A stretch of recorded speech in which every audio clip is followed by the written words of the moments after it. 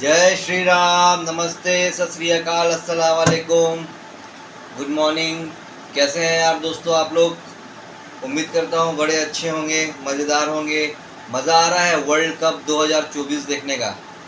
World cup 2024 नहीं, ये है रेवेंज कप 2024। जी हाँ दोस्तों, revenge cup 2024। One and only team India. और उसमें भी अगर बात करूँ तो सिर्फ और सिर्फ रोहित शर्मा। 2021 पाकिस्तान, 2022 अगेन इंग्लैंड, दोनों T20 में। और उसके बाद Australia 2023 world cup Ahmedabad final. याद है ना दोस्तों, कितनी चुभी थी ये बात। ये वही बात हुई ना कि बाप का, दादा का, चाचा का, नाना का, सबका बदला लेंगे रे तेरे। बस वैसे ही है, ये रेवेंज कप है दोस्तों। और बहुत ही ज़बरदस्त इंटेंट के साथ खेल रही है टीम इंडिया। टीम इंडिया में बहुत अच्छा सपोर्ट कर रहे हैं उसके बाकी के जो मेंबर्स हैं। लेकिन फिर भी आपको मैं और मैच के डीप एनालिसिस में लेके जाऊंगा। पहले मैं फ़िलहाल कल के हुए मैच पे बात कर लेता हूँ। कल दोस्तों जो मैच हुआ, इंडिया वर्सेस इंग्लैंड का सेमीफाइनल। कल वीडियो बना नहीं पाया दोस्तों, क्योंकि बारिश की वजह से ये मैच जो है रात के 1:30 बजे 2 बजे ख़त्म हुआ। मैन ऑफ द मैच होते होते करीब करीब 2 बज गए थे। लेट सोया, लेट उठा, सुबह के काम धाम निपटाते हुए फिर अभी थोड़ा सा फुर्सत मिला है, तो सॉरी फॉर डिले। लेकिन ये ज़रूर है कि आप लोगों से काफ़ी अच्छी और काफ़ी डीपली बातें करूँगा। वीडियो में लास्ट तक प्लीज़ बने रहना, मज़ा आएगा आगे की वीडियोस में। और थोड़ा सा और अपडेट्स के लिए प्लीज़ लाइक शेयर सब्सक्राइब करते रहना दोस्तों, ठीक है। तो कल का मैच हुआ दोस्तों, इंडिया वर्सेस इंग्लैंड का सेमीफाइनल का। इंग्लैंड ने टॉस जीता।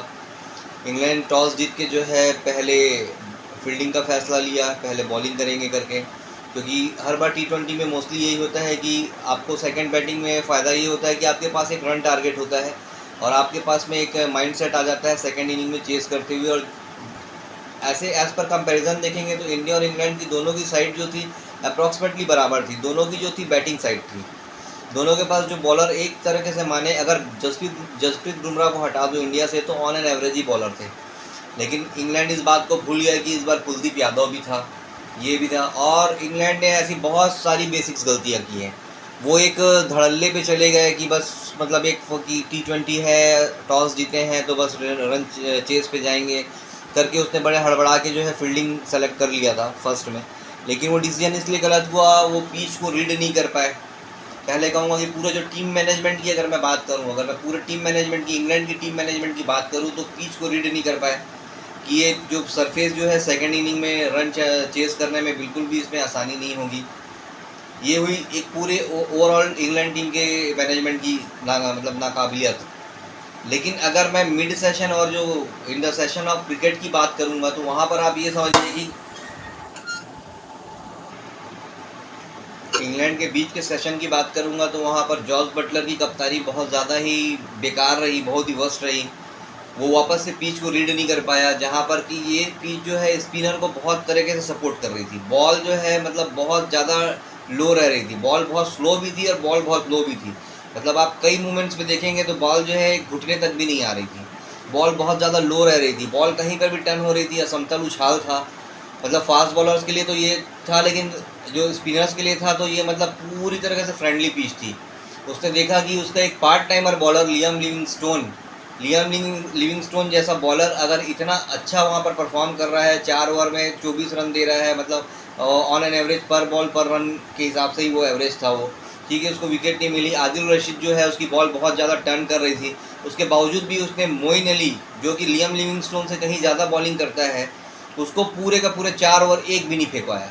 उसने अपने जो है मीडियम पेसर्स पे ज़्यादा भरोसा रखा और जो फ़र्क आया वो रन इसी चक्कर में था। नहीं तो इंडिया भी जो है किसी भी हालत में 170-75 पे नहीं जाती। 171 का जो उसने 7 विकेट पे टोटल डाला था, वो 171 पे जाती नहीं इंडिया, अगर ये अपने प्रॉपर स्पिनर्स को करता।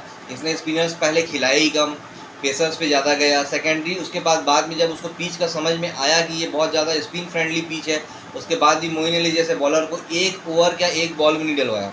लियम लिविंगस्टोन पे इसको ज़्यादा भरोसा था, उसको करवाया, ठीक है। वो जैसे भी, क्योंकि बहुत ज़्यादा फ्रेंडली पिच थी तो उसने एक अच्छा खासा रन बचा लिया। क्योंकि इंडिया जो है स्पिन को बहुत ज़्यादा अच्छा खेलती है। मतलब मैं कहूँ कि वर्ल्ड में अगर स्पिन को खेलने वाली इंडिया इकलौती टीम है जो कि सबसे बेस्ट होगी, तो ये कोई गलत बात नहीं है दोस्तों। ये आप पुराने स्टैट्स भी उठा के देख सकते हैं। अच्छा, अब मैं अगर बात करूं तो इंग्लैंड ने वही जो गलतियां की कि स्पिनर को वापस खिलाया नहीं, और स्पिनर ने जो है कि उसमें दबदबा अपना बना नहीं पाया। इंडिया स्पिन को अच्छा खेलती है, ये बात भी उसको जहन में रखनी थी, लेकिन उसने सिर्फ ये बात जहन में रखी कि इंडिया स्पिन को अच्छा खेलती है करके उसने स्पिनर्स को सेलेक्ट नहीं किया। लेकिन उसने ये बात को रिमार्क नहीं किया कि ये जो पिच जो है ये पूरी तरह से स्पिन फ्रेंडली है। अगर वो रखता तो शायद एक दो स्पिनर और अच्छा खिलाता, स्पिन के हिसाब से करता। मोस्टली इंडिया इसमें 100-150 रन 150 तक के लगभग में पहुंचती। वैसे इस पिच का अगर एट पार स्कोर देखें तो ये 145 था। 145 जो है इस पिच का एट पार स्कोर था। इंडिया 150 तक भी जाता तो एक अच्छी फाइटिंग टोटल होती। लेकिन इंडिया ने जो इंग्लैंड ने जो बाद में जो गलतियां की कि स्पिन को हटाया और अपने मीडियम पेसर पे जॉर्डन पे और सैम करन पे इन लोग की तरफ गया, इंडिया वापस मैच में आ गया था। और आफ्टर मैच जो जॉस बटलर ने अपने जो प्रेस कॉन्फ्रेंस पे जो बात करी है उसमें उसने ये एडमिट भी किया है कि हमने इंडिया को 20-25 रन ज़्यादा बनाने दिया, हमको उसको 20-25 रन ज़्यादा पहले रोकना चाहिए था।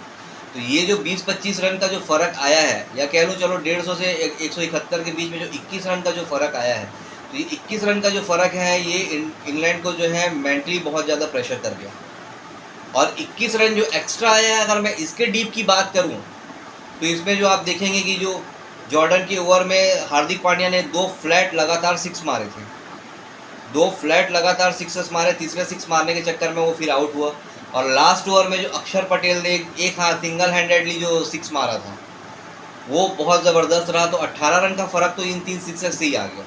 और अगर आप पूरे जो मैं बोल रहा हूँ कि डीप एनालिसिस की बात, तो अगर आप पूरा मैच उठा कर देखेंगे तो इंडिया ने जितने सिक्सर्स लगाए हैं उसके कंपैरिजन में इंग्लैंड ने सिर्फ और सिर्फ 2 ही सिक्सर्स लगाए हैं दोस्तों। जी हाँ, इस पूरे मैच में इंग्लैंड की तरफ से सिर्फ 2 सिक्सर्स आए हैं। वो 2 सिक्सर्स भी आए हैं जो दोनों के दोनों जोफ्रा आर्चर ने मारे हैं, जो कि एक टैलेंडर की कैटेगरी में आता है। टैलेंडर मतलब कि एक तरह से इंग्लैंड उस मैच से पूरी तरह से बाहर हो चुका था, इनके पास में ओवर्स पड़े हुए थे, इनके पास में फ्री लाइसेंस था कि आपको जो करना है कर लीजिए। कोई प्रेशर या बहुत अच्छे इंटेंट में नहीं खेला गया शॉट है। ये था कि इंडिया थोड़ा कैजुअल हो गया था और इंग्लैंड भी थोड़ा सा ये क्लियर हो गया था कि अब वो मैच जीत तो सकता नहीं, तो जैसा खेलना है खेलो करके जोफ्रा आर्चर ने दोनों शॉट चलाया और 2 छक्का लग गया। हालांकि आखिरी में बुमराह की बॉल पे वो LBW आउट हुआ वो, और इंग्लैंड जो है 103 रन बना के ऑल आउट हो गई। इंग्लैंड जो है टोटल 103 रन बनाई, इस 2 छक्के की बदौलत इंडिया जो है 100 पार कर पाई, नहीं तो इंग्लैंड का किसी भी हालत में जो है 100 रन बनना नहीं था। तो 103 रन बना के इंग्लैंड ऑल आउट हुई और भारत ने ये मैच 68 रनों से जीत लिया दोस्तों, ज़बरदस्त। अब मैं अगर बात करूं दोस्त रेवेंज कप, जो मैंने आपको बोला था रेवेंज कप इसलिए है 2021 में जो पाकिस्तान ने दुबई में जो इंडिया को होस्ट करना था, लेकिन ड्यू टू कोविड पैंडेमिक के चलते वो मैच जो है दुबई शिफ्ट किया गया था। और वहाँ पर जो एक मैच हुआ था इंडिया वर्सेस पाकिस्तान का, जो कि ग्रेटेस्ट राइवलरी होती है।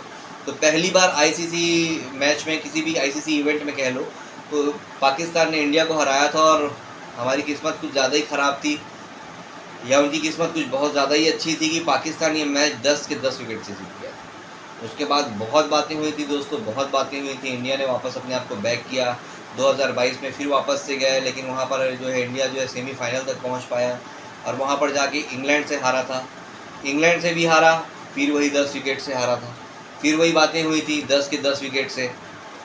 इंडिया वापस से बैक किया 2023 के ODI 50 ओवर के लिमिटेड ओवर के 50 ओवर के मैच में वापस से आया। वहाँ पर उसने मतलब टोटली एक भी मैच नहीं हारा था, अनबीटन जा रहा था, पूरे फाइनल तक पहुँचा। ऑस्ट्रेलिया से वहाँ पर मतलब थोड़ा मैच मुकाबले का हुआ था, लेकिन इंडिया फिर वही थोड़ा इंटेंट कम शो कर पाया, थोड़ा विकेट बचाने के चक्कर में। क्योंकि वहाँ पर आप ध्यान देंगे कि इंडिया के 6 बैट्समैन थे और लास्ट के जो 5 थे पूरे के पूरे प्रॉपर बॉलर थे। क्योंकि हार्दिक पांड्या चोटिल हो गया था तो ऑलराउंडर का कोई ऑप्शन नहीं था, तो प्योर 5 बॉलर थे और प्योर 6 बैट्समैन थे। और सूर्या जो 6वां बैट्समैन था, जिसका वनडे में बहुत ही रिकॉर्ड ख़राब है, तो इस कारण से जो है थोड़ा सा इंडियन टीम संभल के खेलने के चक्कर में 240-45 रन 250 के नीचे बनाई। और ऑस्ट्रेलिया की शुरुआत तो बहुत ख़राब थी, लेकिन वही ट्रेविस हेड अड़ गया था और उसने सेंचुरी लगा के वापस ऑस्ट्रेलिया को वर्ल्ड कप जिता दिया था।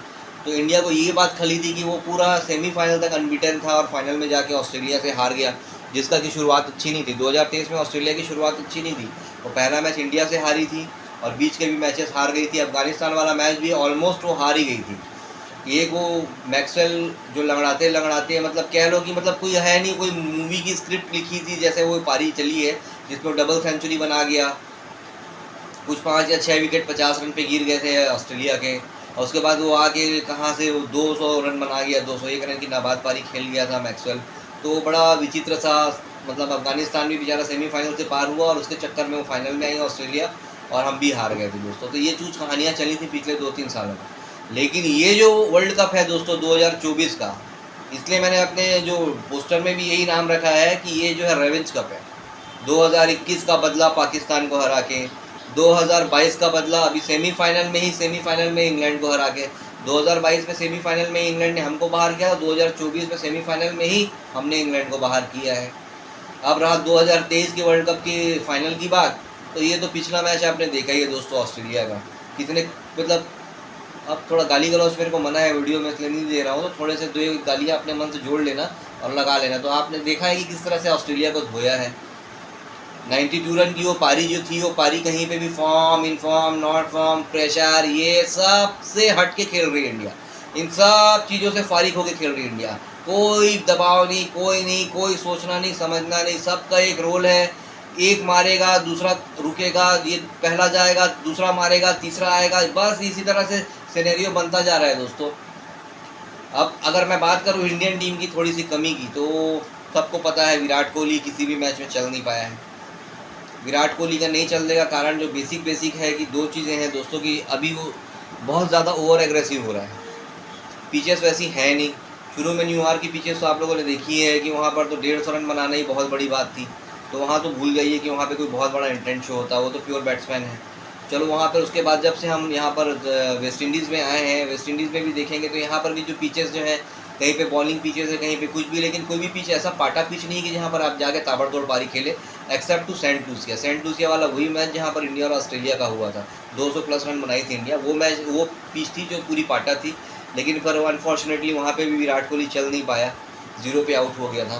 तो कुछ कहानियाँ रही हैं जो मैं शुरू से ही बोल रहा हूँ। मेरे आप पुरानी वीडियो उठाकर देखेंगे तो आपको समझ में आएगा कि मैंने विराट कोहली के मद्देनज़र रख के ये बात की है कि विराट कोहली ओपन सिर्फ इसलिए कर रहा है मोस्टली क्योंकि उसको विराट कोहली को ओपन करने का शौक़ नहीं है।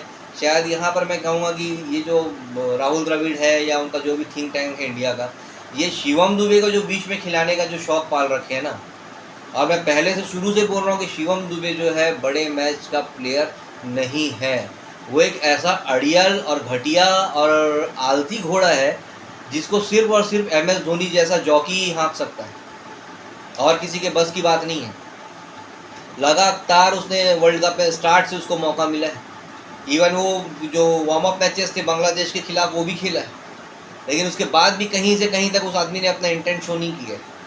कहीं पे भी इंटेंट, वही मैंने शुरू से बोल रहा हूँ, झुका हुआ आता है, डरा हुआ आता है, बुझा सा आता है। पता नहीं कोई रात के अंधेरे में, वो कोई लड़की है, अबला नारी है, उसको रात के अंधेरे में कहीं पे छोड़ दिया है और उसके पीछे कुत्ते भौंक रहे हैं, कहीं से क्या पता नहीं शेर चीते की आवाज़ आ रही है, ऐसा दहशत में बैठा रहता है, पता नहीं कैच मत आ जाए, कोई फील्डिंग ना आ जाए। और रिजवान का कैच पाकिस्तान के मैच में पहले ही कैच आ गया था भाई साहब ने। वो कैच आते आते वो इतना प्रेशर में आया कि गेंद गिरने से पहले वो पीछे से हग दिया। आप देखिएगा वो मैच उठा के, वो तो भला होगी बुमराह ने बाद में उसका विकेट ले लिया, पहले बाबर को आउट किया, फिर बाद में तीसरी या चौथी जाके वो रिजवान को भी बोल्ड आउट कर लिया। नहीं तो ये मैच विनर इस तरह के कैच छोड़ के तो निपटा दिया था। 120 के रन को सेव करने के चक्कर में अगर पहले ही कैच ड्रॉप करेगा तो वहाँ पे क्या था। तो इसके अंदर कॉन्फिडेंस नहीं है। ओवरऑल मैं कह रहा हूँ जो है ना, वो इंटेंट और कॉन्फिडेंस की बात है। इसके अंदर बंदे के अंदर कॉन्फिडेंस नहीं है। ये कि मैं एक वर्ल्ड कप खेल रहा हूँ, ठीक है, मुझे मौका मिला है, मैं आर या पार करूँगा, या मैं अपने मतलब थोड़ा पैट्रियोटिज्म आता है या कुछ अपना एक आता है जज्बा कि मेरे को अब तक मौका नहीं मिला, 4 साल 5 साल बाद मैं वापस इंटरनेशनल में आया हूँ, उस पर भी इतने बड़े इवेंट सीधे वर्ल्ड कप पे खिलाए हैं।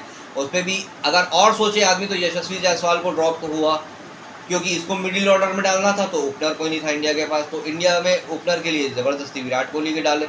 अब विराट कोहली को ओपनिंग में डाले हैं तो उसकी हालत देख लीजिए, क्योंकि 1 डाउन का प्लेयर है और उसकी जो गेम है वो एंकरिंग की गेम है।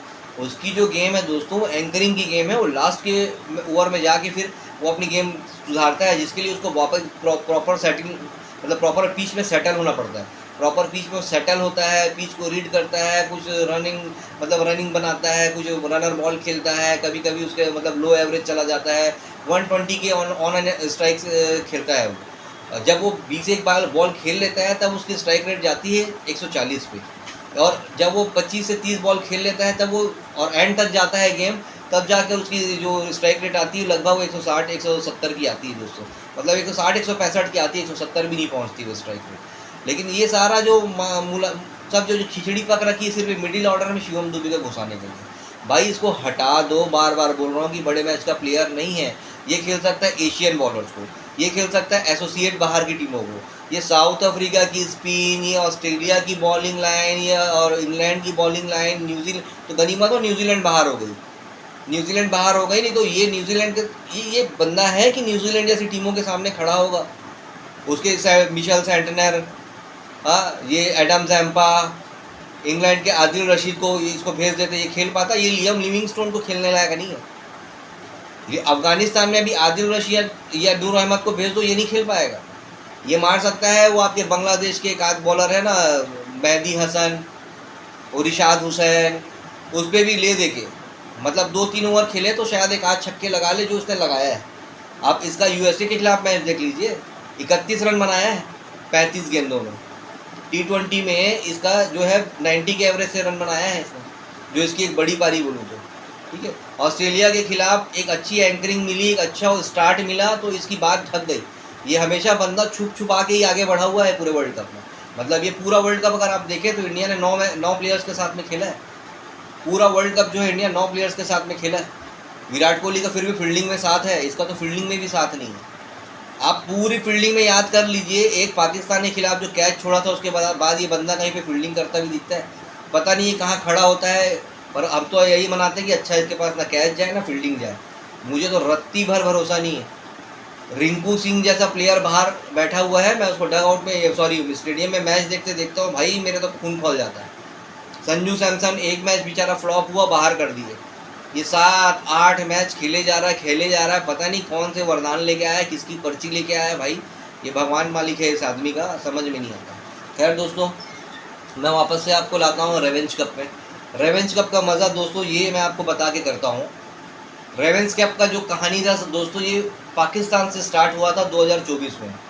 पाकिस्तान का जब मैच इंडिया से अभी होने वाला था न्यूयॉर्क में, तो उसके पहले पूरी पाकिस्तानी मीडिया में 2021 के world cup T20 world cup की वो कहानी को वापस दोहराया जा रहा था।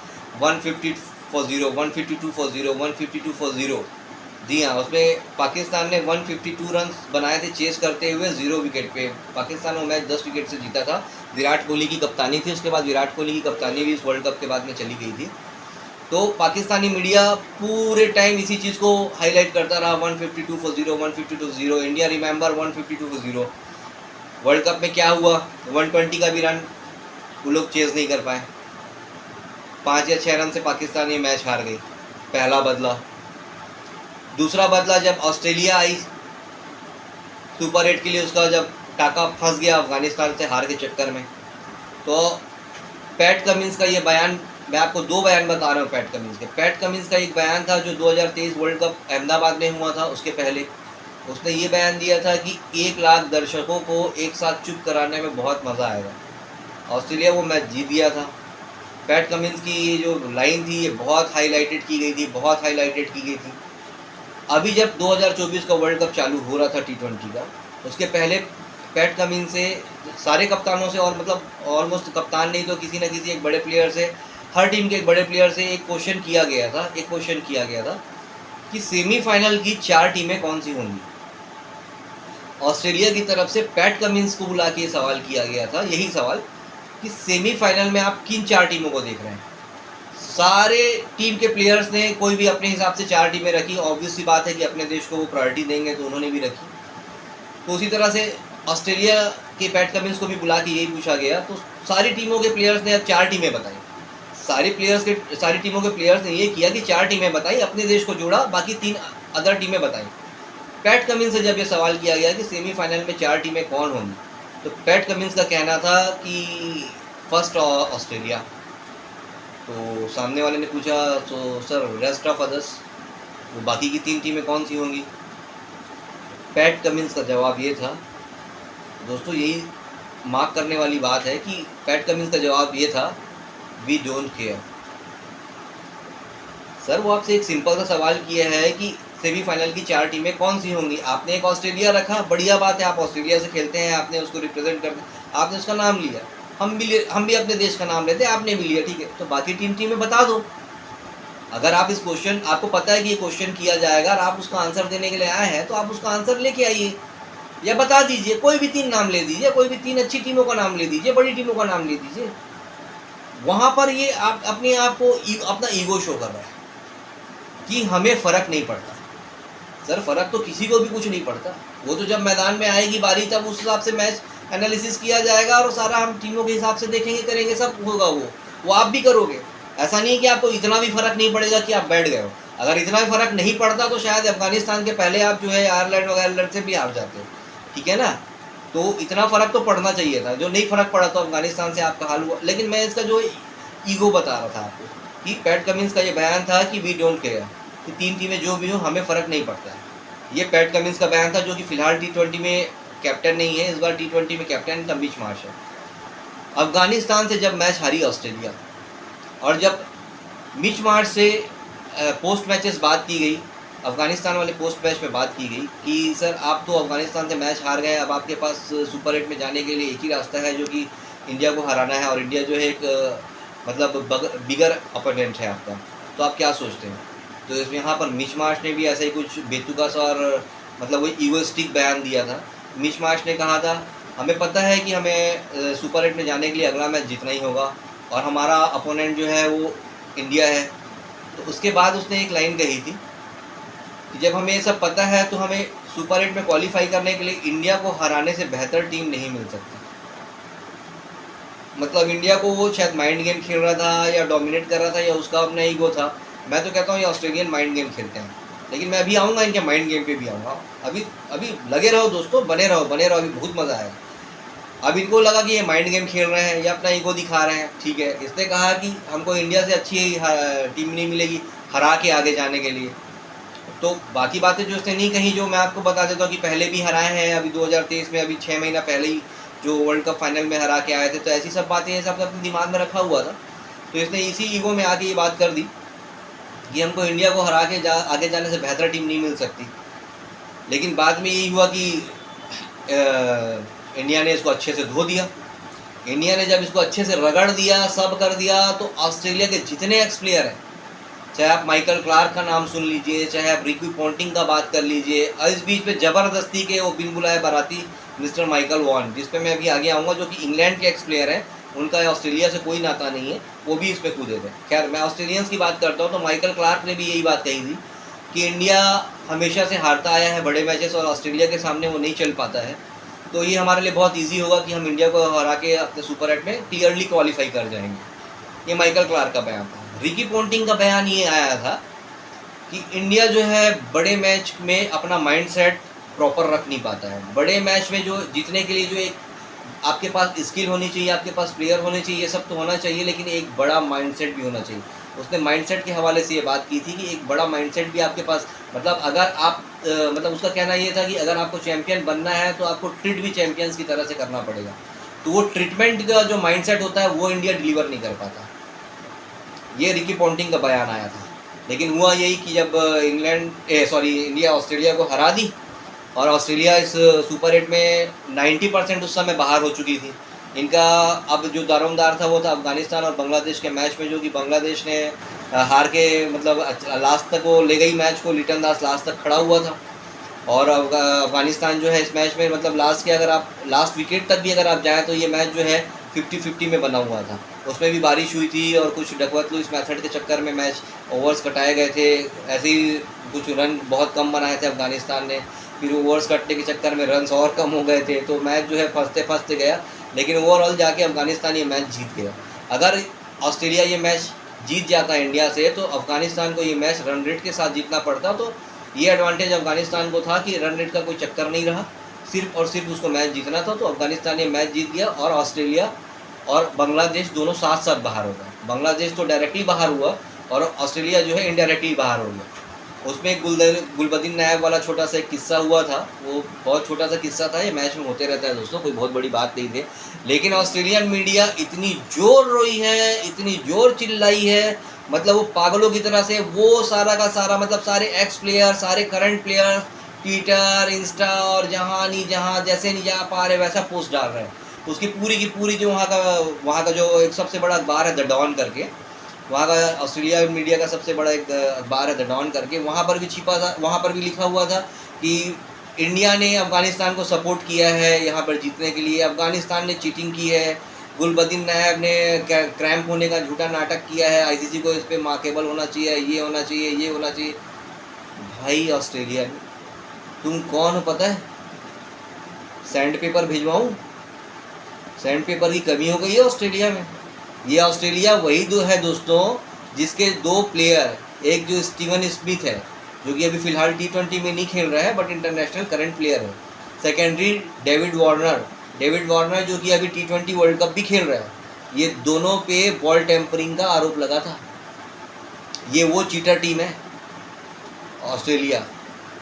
अपने गिरेबान में झांकना छोड़ के दूसरे के पे उंगली उठाने से पहले ये बोलते हैं ना कि अपने अंदर झांक लो, तो तुमको कोई हक नहीं बनता है दूसरे को कुछ भी बोलने का, ठीक है। उसने ना कोई बॉल से छेड़छाड़ की है, उसने ना किसी प्लेयर को गाली गलौज की है, उसी ने किसी को जाके मैदान में कंधा मारा है, उसने जाके किसी को क्या आँख दिखाई है, ठीक है। ऐसा कुछ भी नहीं किया था गुलबदीन नायब ने। उसने एक क्राइम का, ठीक है, झूठा नाटक किया था या सच्चा किया था, ऑलमोस्ट चलो मैं बोलता हूँ झूठा ही नाटक किया था, but it is a part of game, ठीक है ना।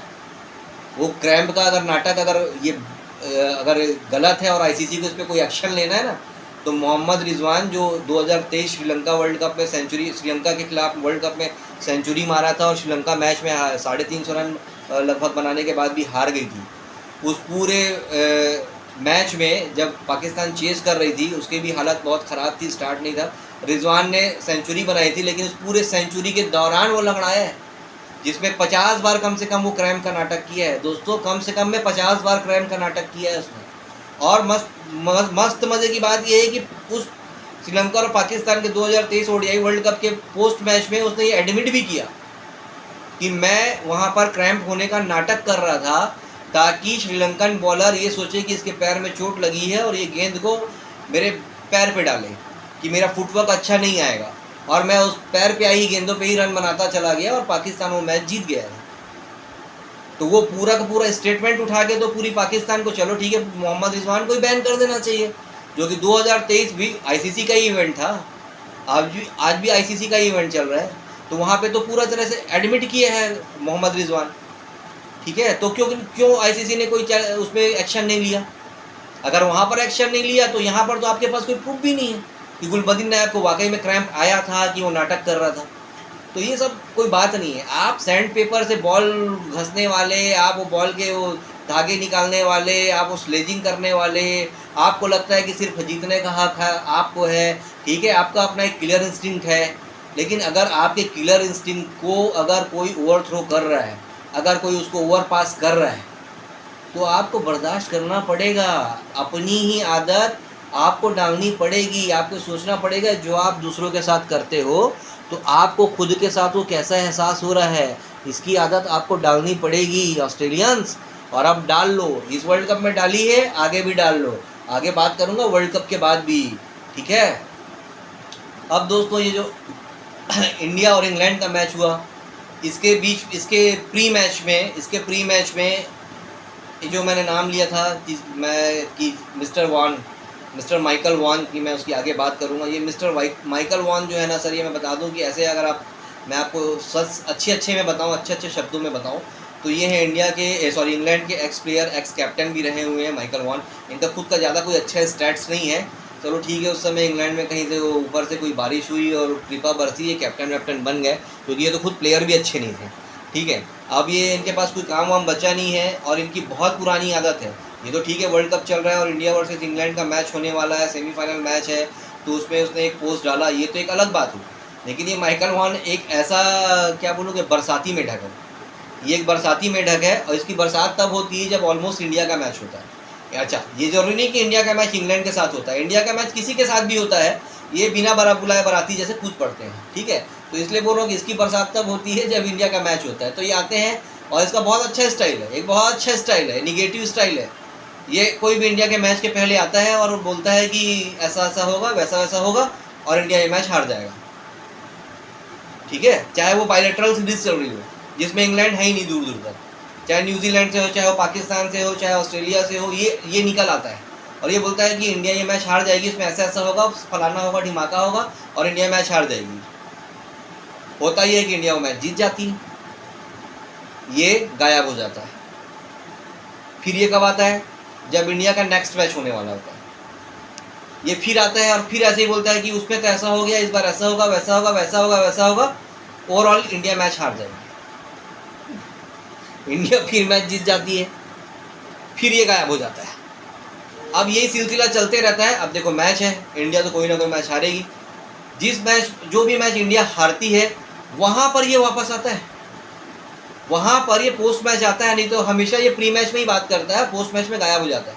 जहाँ इंडिया हारती है वहाँ पर पोस्ट मैच में आता है और बोलता है देखा मैं बोला था ना इंडिया मैच हार जाएगी, देखा मेरा प्रिडिक्शन।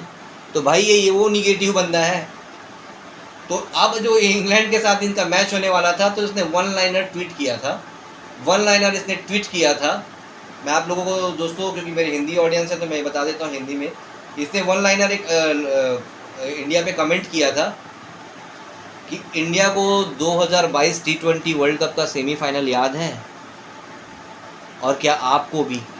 उसने ये लाइनर लिखी थी कि इंडिया को T20 2022 का सेमीफाइनल याद है, क्योंकि मैंने आपको अभी बताया दोस्तों कि वो भी सेमीफाइनल जो था इंग्लैंड से ही हमारा था और इंग्लैंड वो 10 विकेट से जीत गया था। वहाँ पे भी इंडिया ने पहले बैटिंग की थी, इंग्लैंड ने चेस किया था तो इंग्लैंड 10 विकेट से जीत गया था।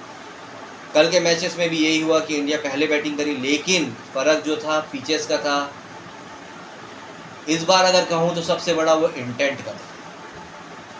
पिचेस का तो था T20 में, और चेस करना मैं भी मानता हूँ कि बहुत बेस्ट होता है, क्योंकि आपके पास एक टारगेट होता है, एक सेटअप होता है, और दोनों ही अगर आप बैटिंग लाइनअप की टीम है तो सेकंड आपके पास टारगेट हो जाएगा। तो बस आपको एक रन ज़्यादा बनाना है दोस्तों, तो आपके पास में पूरे पिच रिपोर्ट आ जाती है, पूरा टारगेट आ जाता है, बहुत कुछ सीन आपके सामने आ जाता है।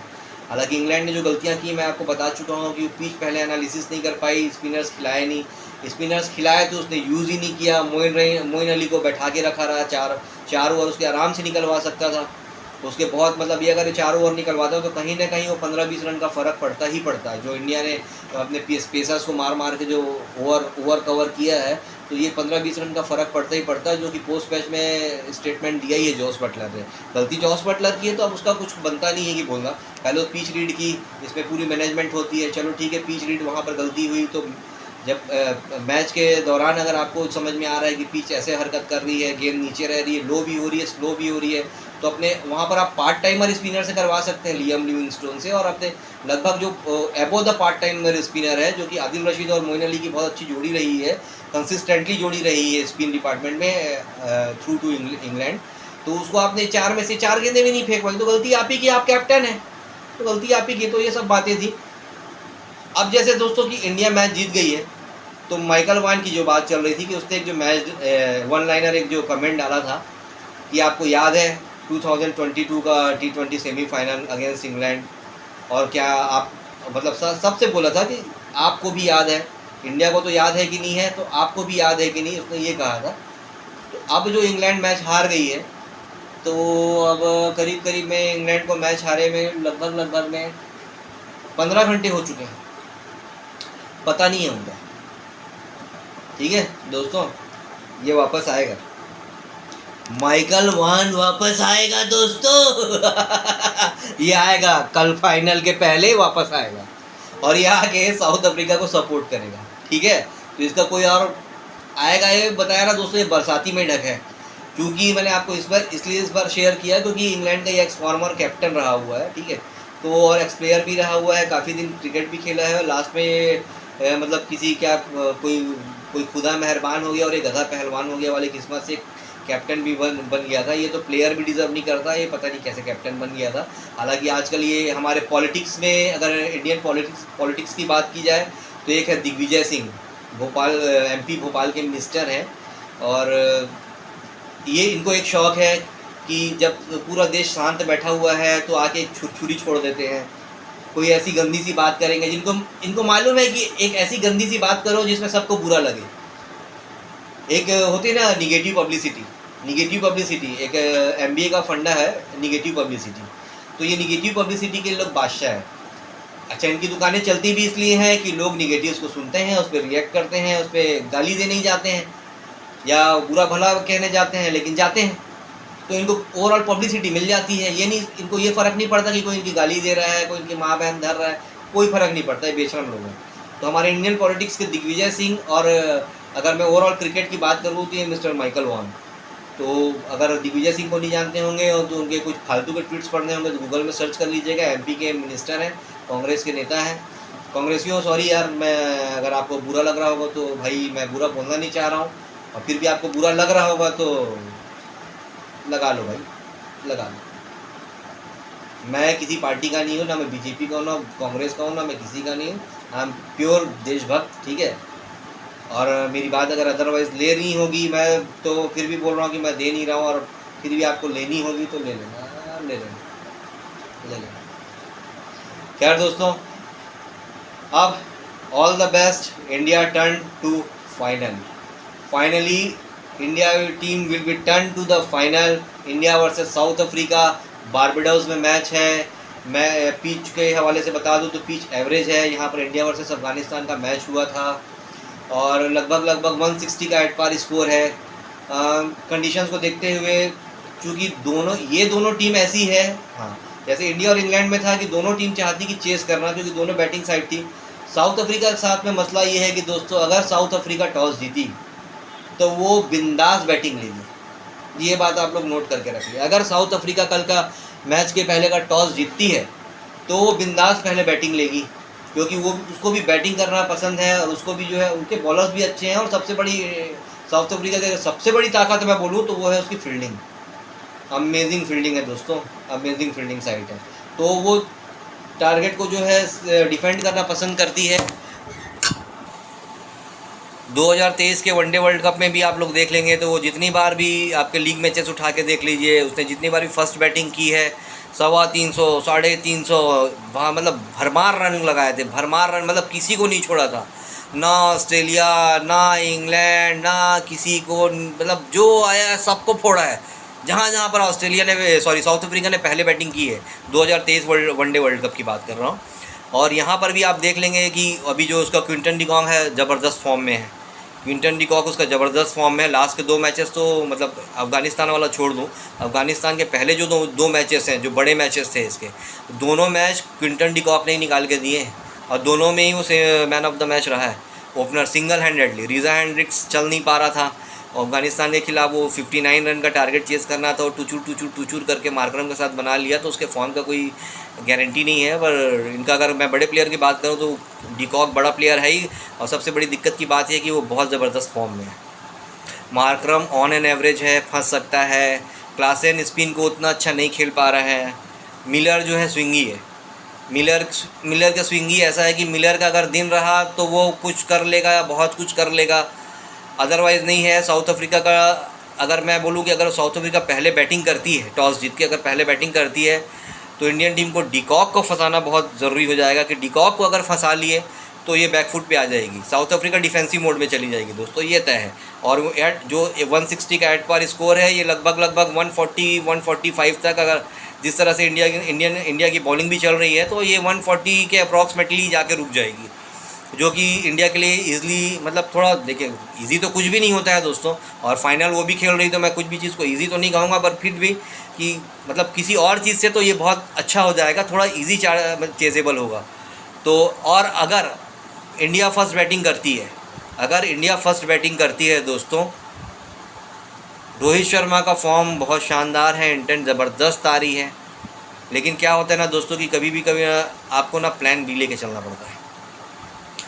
और मैं तो कहूँगा कि प्लान सी भी रखना चाहिए, क्योंकि आपके पास जितना बैकअप होगा ना, आपकी स्ट्रेंथ उतनी बढ़ती है। क्योंकि देखो, गलती कहीं पे भी हो सकती है, और इस बार ना गलती करने का मूड नहीं हो रहा है भाई। 2023 का फाइनल इतना अखरा है ना कि हकीकत बताऊँ ना, तो अगर साउथ अफ्रीका का मैच है करके मैं देखने की हिम्मत कर रहा हूँ, क्योंकि साउथ अफ्रीका पे भी बहुत बड़ा ठप्पा है चोकर्स का। साउथ अफ्रीका, बता दूँ दोस्तों, आईसीसी इवेंट में पहली बार फाइनल में पहुँची है, पहली बार वो फाइनल खेलेगी, इतनी बड़ी चोकर है। सेमीफाइनल तक वो जाके चोक करी जाती, चाहे छोटी टीम हो चाहे बड़ी टीम हो। ये है कि बहुत, मैं नहीं कहता कि अफ़गानिस्तान के खिलाफ साउथ अफ्रीका बहुत एक्स्ट्राऑर्डिनरी गेम खेल के आया है, ये है कि अफ़गानिस्तान मतलब बिलो लेवल गेम खेल गया। अफ़गानिस्तान जो है बहुत ज़्यादा हड़बड़ा गया। मतलब वही उसने जो स्टार्ट से गलती कर रही थी कि सिर्फ उसके 2 ही ओपनर चल रहे थे, वो चल गए तो बाकी के लोग 20-30 लोग रन का सपोर्ट देते रहते।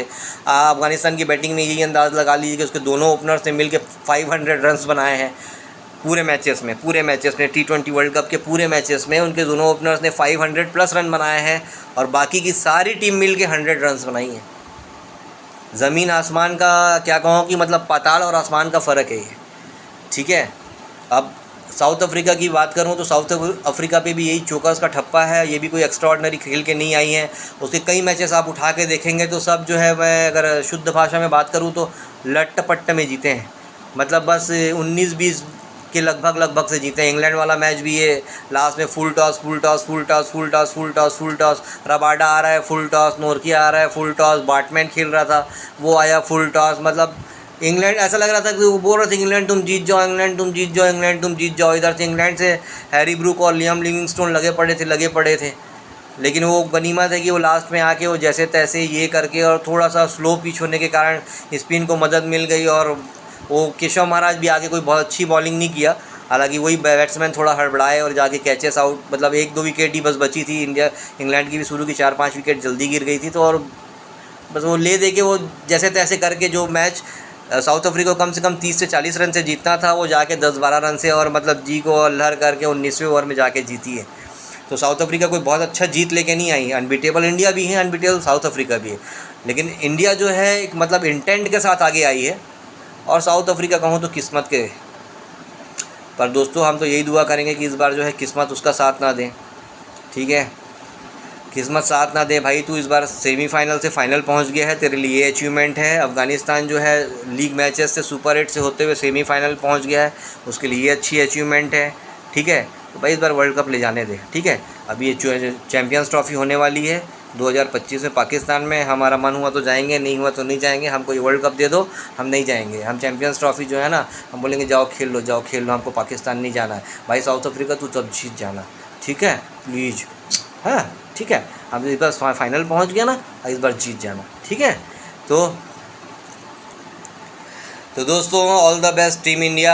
आप सबकी विशेष शुभकामनाएं इंडिया तक पहुंचाते रहिएगा। भगवान प्रभु राम जी की कृपा उन पर बनी रहे। ज़बरदस्त खेल रही है टीम इंडिया। थोड़े से 1-2 फैसले उसको लेने पड़ेंगे, जैसे कि 2007 T20 वर्ल्ड कप में आप लोगों को याद होगा कि पूरी लीग मैचेस में जो मैच एक बंदा आया फाइनल में, जब इंडिया और पाकिस्तान का 2007 के फाइनल में जब मौका आया तो वीरेंद्र सहवाग अचानक चोटिल हो गए और एक नया बंदा अचानक से एंट्री किया था जो कि पूरे के पूरे 2007 के वर्ल्ड कप में लीग मैचेस में या सेमीफाइनल में या क्वार्टर फाइनल व्हाटएवर जो भी हुआ था, एक भी मैच नहीं खेला था। जानते हैं उस बंदे का नाम? वो बंदा था इरफान पठान का बड़ा भाई यूसुफ पठान। गौतम गंभीर के साथ ओपन करने 2007 के T20 वर्ल्ड कप जो धोनी की कप्तानी में पहला वर्ल्ड कप खेला गया था, जो भारत जीता भी था, उस फाइनल मैच में पहला मैच और अचानक से वहाँ पे एंट्री हुई थी यूसुफ पठान की। बहुत लंबी इनिंग नहीं खेला था, कुछ 17-18 रन बनाए थे, बट ओवरऑल अच्छा था। तो मेरा कहने का ये है कि दोस्तों ये ऐसा नहीं है कि आपने लीग मैचेस में एक सेटअप टीम खिलाई है तो कोई चेंजेस नहीं बनता है। चेंजेस थोड़ा इसलिए भी बनता है दोस्तों कि जो गलती नहीं हुई है शायद वो हो ना जाए। आप लोग समझ रहे होंगे मेरा कंसर्न सिर्फ़ और सिर्फ शिवम दुबे पे है। मतलब मैं उस बंदे को देखता हूँ ना, मेरा खून खौल जाता है भाई।